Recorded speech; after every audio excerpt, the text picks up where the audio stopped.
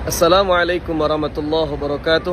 Sahabat-sahabat yang dimuliakan oleh Allah, banyak yang mengatakan bahwa maulid Nabi itu bid'ah. Apakah benar begitu? Maka ingatkan kawan bahawa kalau kita jujur, apakah Nabi pernah memperingati maulid Nabi beliau, memperingati kelahiran beliau? Pernah. Bahkan ketika ditanya kepada baginda Rasulullah sallallahu alaihi wasallam, "Ya Rasulullah, mengapa engkau mengerjakan puasa setiap hari Senin?" Kemudian Nabi mengatakan, "Dzaka yauma wulidtu wa yauma unzila alayya al-Quran." Jadi dalam hadis sahih, beliau melaksanakan puasa sunnah Senin karena hari itulah beliau dilahirkan. Jadi beliau memperingati dengan berpuasa. Apakah hanya dengan berpuasa kelahiran itu diperingati? Tentu tidak. Paman beliau Abu Lahab, bahkan yang dikecam oleh Allah dalam Al-Quran, beliau bergembira ketika lahirnya Nabi Muhammad sallallahu alaihi wasallam dengan memerdekakan budaknya Suwaibah. Maka ketika keluarga Abu Lahab bermimpi bahawa Abu Lahab diringankan azabnya oleh Allah Subhanahu wa taala. Kenapa? Orang kafir saja bergembira dengan kelahiran Nabi. Bukan beliau berpuasa, cuman beliau bergembira dengan memerdekakan budak. Bayangkan kaum muslimin.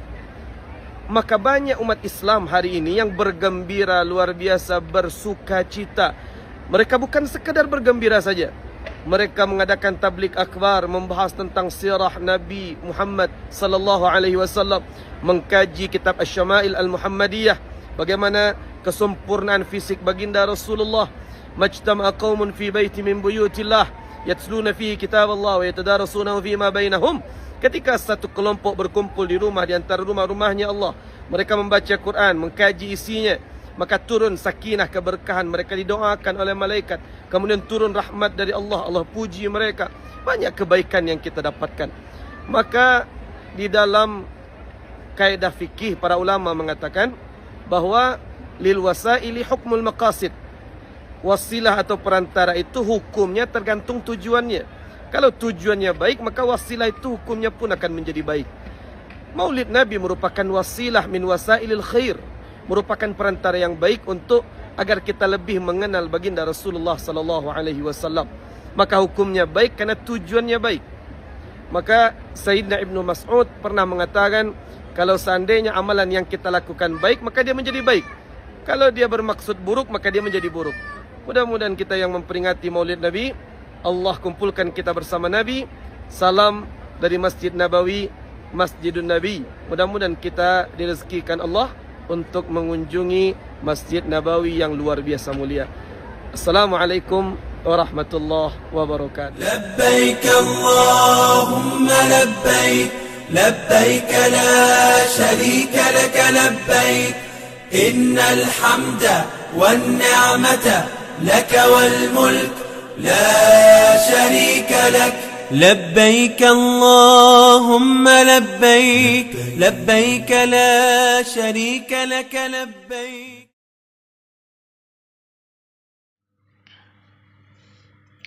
Bismillahirrahmanirrahim. Alhamdulillah wassalatu wassalamu ala Rasulillah wa ala alihi wa ashabihi wa man tabi'ahum bi ihsanin ila yaumiddin wa ba'd. Ikhwatal iman rahimani wa rahimakumullah. Adalah Nabi alaihi salatu wassalam telah menjelaskan dan menyampaikan kepada kita semuanya tentang sebuah perkara yang sangat besar. Di mana perkara besar ini jamaah rahmatullah adalah munculnya manusia-manusia yang senantiasa menyerukan kepada kebatilan. Maka Nabi SAW telah menjelaskan kepada kita dan menyebutkan kepada kita dan mengkhabarkan kepada kita akan munculnya da'i-da'i yang menyeru ke dalam neraka Jahannam.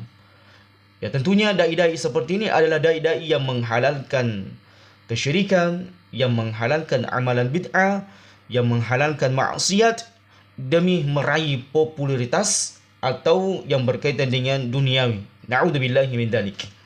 Bersamaan dengan itu, Nabi SAW menyampaikan kabar gembira kepada kita semuanya dengan banyaknya orang-orang yang menyeru kepada keburukan, kesyirikan, amalan bid'ah, maka di sana tetap akan ada sekelompok manusia yang menjadi penolong agama Allah Tabaraka wa Ta'ala, yang senantiasa menyerukan dakwah tauhid dan menyerukan dakwah sunnah serta menyerukan dakwah kebajikan dan kebaikan. Nabi kita SAW menyampaikan kepada kita dalam sebuah hadisnya, la tazalu ta'ifatun min ummati la tazalu ta'ifatun min ummati dhahirina 'ala al-haq la yadurruhum man khadhalahum hatta ya'tiya amrullah wa hum kadzalik. Maka tidak akan pernah hilang sekelompok manusia di tengah-tengah umatku ini yang dimana mereka senantiasa menyeru kepada kebenaran. Menunjukkan di zaman kita sekarang sudah terbukti banyaknya orang menyeru kepada keburukan, menyeru kepada maksiat, menyeru kepada kesyirikan, menyeru kepada amalan-amalan bid'ah yang tidak ada tuntunannya dari Nabi SAW. Maka sekelompok orang ini tidak akan pernah hilang untuk menyuarakan dan menyerukan dan mengajak manusia kepada kebenaran. La yadurhum man khadzalahum. Dan mereka sama sekali tidak memudaratkan perlakuan dari orang-orang yang menghina mereka, perlakuan orang-orang yang memfitnah mereka. Jadi kalau ada yang mengatakan orang-orang yang senantiasa menyerukan dakwah-dakwah ustaz-ustaz kita yang menyerukan kepada tauhid dan sunnah, begitu pula dengan ketaatan, kemudian digelari Wahabi, maka itu adalah perkara yang biasa. Maka itu adalah merupakan perkara yang telah disebutkan oleh Nabi SAW. La yadurhum man khadzalahum. Maka mereka orang-orang dai-dai yang di atas kebenaran ini tidak akan pernah berkecil hati, tidak pernah mereka tersakiti dan tidak memudaratkan bagi siapa saja menghina mereka, mencaci mereka, memfitnah mereka, bahkan menuduh-nuduh mereka dengan tuduhan yang sangat keji. Hatta ya'tiya amrullah wa hum kadzalik. Sampai akan nanti datang masanya pertolongan Allah dan mereka senantiasa konsisten dengan apa yang mereka jalankan, yaitu di atas tauhid sunnah Nabi SAW. Dan yang berkaitan lagi ramai yang dibahas ini setiap di bulan September adalah perkara maulid. Dan ini terus-menerus menjadi bahan perdebatan, bahan perbincangan. Karena kenapa zaman rahmatullah? Ya karena ahlul bid'ah, ahlul ahwa, orang-orang jahil murakkab yang tidak paham mereka adalah orang bodoh, itu senantiasa menyerukan bagaimana merayakan maulid. Bagaimana melakukan ritual-ritual tertentu untuk perayaan maulid. Bagaimana melakukan amalan-amalan yang menurut mereka ini baik untuk perayaan maulid dengan berbagai macam dalih, dengan berbagai macam dalil umum yang kemudian mereka mengkhususkan dengan amalan maulid tersebut. Bahkan mereka berdalih, ya berkilah bahwasanya maulid, perayaan maulid adalah merupakan perayaan yang baik. Karena ya kaidah mereka ini aneh-aneh juga ya. Kadang kaidah-kaidah yang mereka lakukan ini, yang mereka sampaikan tidak sesuai dengan koridor yang disyariatkan oleh Allah Tabaraka wa Ta'ala. Contoh misalnya zaman rahmatullah mereka berdalih ya. Jadi mereka berdalih bukan berdalil. Karena dalil pada hakikatnya adalah untuk menguatkan amalan yang disyariatkan oleh Allah Tabaraka wa Ta'ala melalui lisan Nabi alaihi salatu wasallam. Seperti misalnya salat, wa'mur ahlaka bis salati wastabir 'alaiha. Dalilnya jelas untuk menguatkan perintah salat. Sementara dalil yang digunakan untuk menguatkan perayaan. Jadi yang kita bahas ini adalah perayaan maulid, mengadakan acara hari ulang tahun Nabi SAW atau kelahiran Nabi SAW. Yang ini juga kita harus meluruskan. Yang kita ahli sunnah wal jamaah kemudian wanti-wanti menasihatkan para ulama dan menjelaskan yang dijelaskan oleh para ulama, dan kita jelaskan kesesatannya, kesalahannya adalah perayaannya, bukan maulidnya. Karena hakikat maulid adalah sesuatu yang hak, yang nyata. Bahkan menafikan maulid Nabi SAW adalah merupakan kekufuran. Menunjukkan bahwasanya dia menafikan lahirnya Nabi SAW. Yang kita permasalahkan, yang kita kritisi adalah perayaannya. Perayaannya zaman rahmatullah. Dan dalih mereka tentang perayaan maulid ini ya aneh-aneh. Jadi ada dua yang akan kita luruskan berkaitan dengan dalih mereka tentang bolehnya perayaan maulid. Bahkan perayaan-perayaan itu sebagian kita melihat ini ngawur, ngacau, dan tentunya ini adalah merupakan melanggar syariat Allah Tabaraka wa Ta'ala. Baik, yang pertama zaman rahmatullah, hadis yang diriwayatkan oleh sahabat yang mulia Abi Qatadah Al-Ansari radhiyallahu anhu. Beliau kemudian menyampaikan kepada kita anna Rasulullah sallallahu alaihi wasallam su'ila an shaumi itsnain, an shaumi al-itsnain. Yaitu ketika sahabat Nabi alaihi salatu wasallam bertanya kepada Nabi alaihi salatu wasallam tentang kenapa beliau sering selalu berpuasa pada hari Senin. Maka beliau sallallahu alaihi wasallam mengatakan fihi wulidtu wa fihi unzila alayya. Di mana hari Senin itu adalah hari aku dilahirkan dan hari aku diberikan wahyu kepadaku. Kemudian hadis yang kedua yang menyebutkan tentang puasa Senin dan puasa Kamis adalah Nabi SAW menjelaskan kepada kita, tu'radul a'mal yaumal itsnin wal khamis fa uhibbu an yu'radu 'amali wa ana sha'im. Nabi SAW mengatakan, amalan-amalan itu diperlihatkan pada hari Senin dan Kamis, maka saya pun menyukai, mencintai amalanku ini diperlihatkan oleh Allah Tabaraka wa Ta'ala, dilaporkan kepada Allah Tabaraka wa Ta'ala dalam keadaan saya berpuasa. Maka dijelaskan oleh para ulama, inilah pentingnya zaman rahmatullah, ketika kita membaca sebuah dalil, kita berusaha membaca keterangan para ulama, membaca penjelasan para ulama, bagaimana memahami dalil-dalil tersebut agar kita tidak salah kaprah, agar kita tidak salah paham tentang memahami sebuah pendalilan tersebut. Seperti orang-orang yang mengatakan perayaan Maulid itu, ya hadisnya ini sangat jelas, sangat terang, padahal zaman rahmatullah tidak seperti serta-merta apa yang mereka pahami di otak-otak mereka tentang penghalalan Maulid. Taib, keterangan para ulama dari dua hadis ini, maka kita mengambil faedah Nabi SAW di antara beliau tujuannya berpuasa di hari Senin, yang pertama adalah bentuk kesyukuran beliau di hari kelahiran beliau SAW. Ini yang pertama. Kemudian yang kedua, zaman rahmatullah, Nabi SAW berpuasa pada hari Senin karena beliau memuliakan hari ini, karena di hari tersebut beliau diturunkan wahyu kepada beliau SAW. Kemudian yang ketiga, di antara tujuannya Nabi SAW berpuasa di hari Senin adalah karena di hari tersebut amalan-amalan kita selama sepekan itu diperhadapkan, dilaporkan oleh Allah Subhanahu kepada Allah Tabaraka wa Ta'ala daripada malaikat yang mencatat kebaikan dan keburukan kita. Maka tidak serta-merta kemudian kita mengatakan, oh, dalil Maulid itu ada dalil seperti ini, yaitu di hari Senin Nabi SAW dilahirkan. Padahal ada 3 kondisi yang disebutkan oleh Nabi SAW. Ada 3 alasan penjabaran yang disampaikan oleh Nabi SAW kenapa beliau berpuasa di hari Senin. Kemudian andaikan pun dalil ini dijadikan sebagai dalil untuk melegalkan, menghalalkan perayaan-perayaan Maulid, maka apakah Nabi SAW merayakan hari kelahiran beliau dengan suasana-suasana seperti yang mereka lakukan, yang kalian lakukan? Ya, berkumpul-kumpul, kemudian memainkan musik, kemudian ada yang menggunakan patung-patung sketsa orang-orang, wajah-wajah orang Arab. Kayak ini zaman rahmatullah. Ya, sebagian orang dengan bakulnya, dengan songkoloknya, dengan telurnya melakukan baca-baca dan sebagainya, maka ini tidak ada dari Nabi SAW.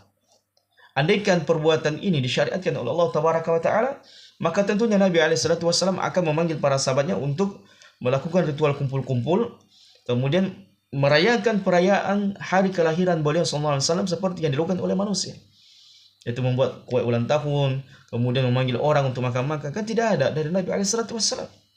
Dan beliau SAW sebagai wujud syukurnya atas kelahiran beliau, diantaranya adalah puasa. Tidak kemudian melakukan ritual-ritual yang lebih besar, amalan-amalan yang lebih besar lagi. Ya, tentunya ini menyelisihi Nabi SAW. Sehingga kata para ulama, siapa yang ingin berpuasa di hari Senin karena rasa syukurnya atas kelahiran Nabi SAW, kemudian mengharapkan balasan dari sisi Allah Tabaraka wa Ta'ala, kemudian mengharapkan ampunan, maka ini adalah merupakan perkara yang baik. Merupakan perkara yang baik. Tapi adapun mengkhususkan hari Senin itu, kemudian dia merayakan perayaan kelahiran Nabi SAW dengan perayaan-perayaan yang tidak disyariatkan, maka tentunya ini adalah merupakan amalan bid'ah, dhalalah, amalan yang tertolak dari sisi Allah Tabaraka wa Ta'ala.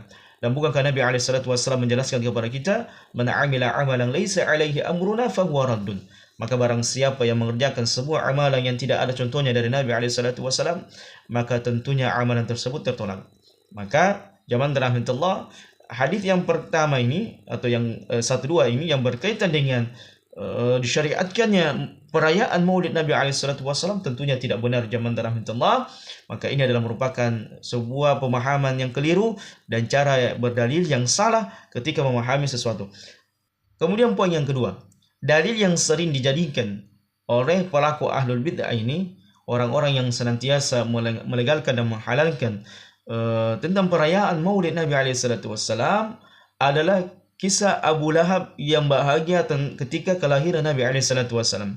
Padahal para ulama telah menjelaskan kepada kita bahwasanya kisah ini adalah kisah dusta. Tidak bisa dijadikan pegangan karena kisahnya ini tidak benar.